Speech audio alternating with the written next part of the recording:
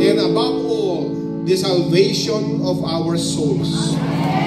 Heal anyone who is sick. Provide solutions for those who are burdened. And bring joy to those who are downcast. Use your servant to proclaim your word with anointing. This is our prayer in Jesus' name. Amen. You may be seated. Sigurado na ito. Muna kayo. Praise God. Hallelujah. Thank you. Yung ating topic. Ang ating base text na ayan. Yung aking topic ngayon ay commitment to advance. Amen? Moving from the small beginnings to greater ends. Pakinggan nyo yung sasabihin ko para alam nyo yung kasunod. May clicker ka ba dyan? Wala? Okay. Job 8:7. Your beginnings will be humble, will seem humble, so prosperous will your future be.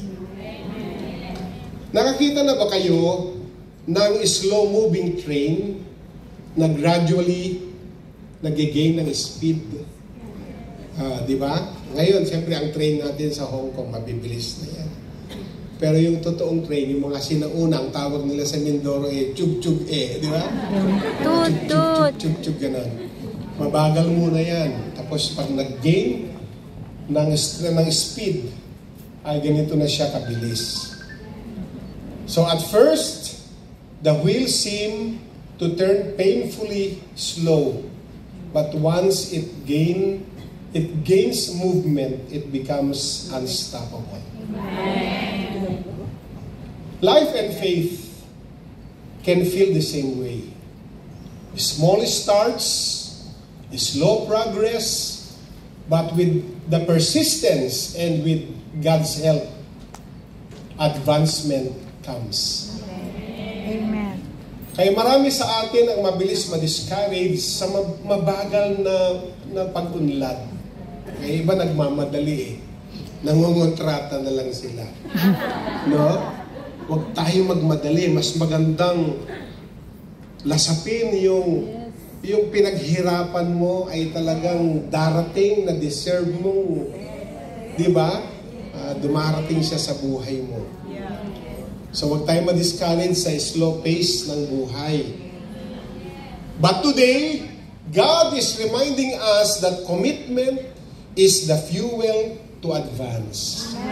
Sabihan nga natin, commitment is the fuel to advance.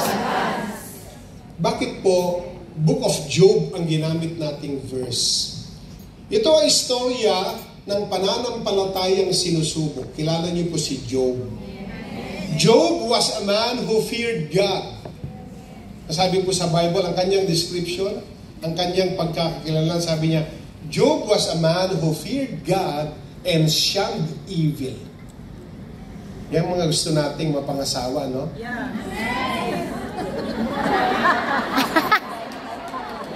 Hindi lang pogi. Dapat, man who feared God, lagyan niyo sa mga criteria, ha? And shunned evil.